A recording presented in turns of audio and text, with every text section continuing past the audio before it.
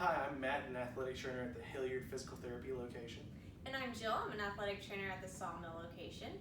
Today we're going to be discussing certain types of heat illnesses, what to look for if you suspect that somebody has a heat illness, as well as proper treatment for those athletes. First of all, a heat illness is defined as a condition or injury in which external factors such as the sun or environment, or internal factors such as your body's core temperature, typically are a contributing factor in that injury or illness.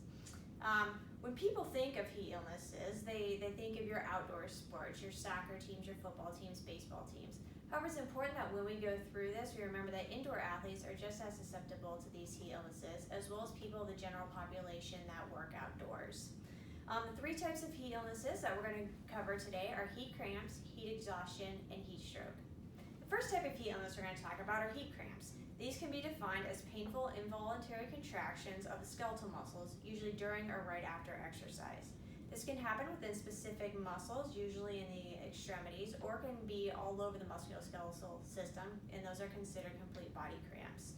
Think about when you're exercising, you get that Charlie horse in your calf. That would be one example of a heat cramp.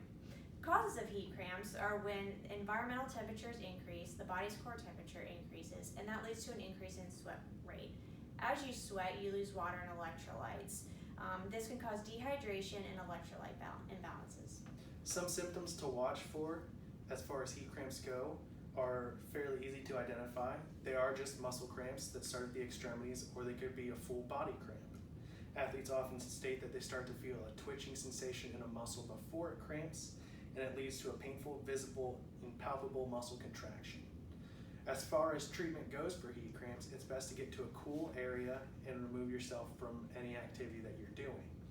Drink plenty of water or any sports drinks to kind of regain your electrolytes and hydration, and stretch the affected muscle if possible. Do not return to activity until you've noticed that the cramp has gone away fully. All right, the next heat illness we're going to be discussing is heat exhaustion. Heat exhaustion is going to be the inability to continue exercising due to dehydration, electrolyte imbalances, and then ultimately cardiovascular insufficiency. During exercise, blood flow is directed to the muscles that are needed for the exercise as well as to the skin. Heat causes those blood vessels to dilate, and thus more blood is being flowed and redirected to the skin, and there's not enough cardiac output to be able to keep up with this increased demand. Symptoms to look for are heavy sweating, cold, pale, sweaty skin, a fast but weak pulse, nausea or vomiting, muscle cramps, tiredness or weakness, headache, dizziness, fainting, and irritability. It's important to treat these early on because they can eventually lead to heat stroke. And the best treatment plan is to get to a cool area, loosen up clothes to allow airflow to help cool down the body, apply a cold compress or ice bags, and orally sip water or a sports drink. Last heat illness we're going to be discussing is heat stroke. This is the most severe form of heat illness and is considered a medical emergency. Heat stroke is exercise-induced hypothermia or overheating. This leads to significant central nervous dysfunction and organ damage. Remember, this is a potentially deadly condition and needs to be treated seriously.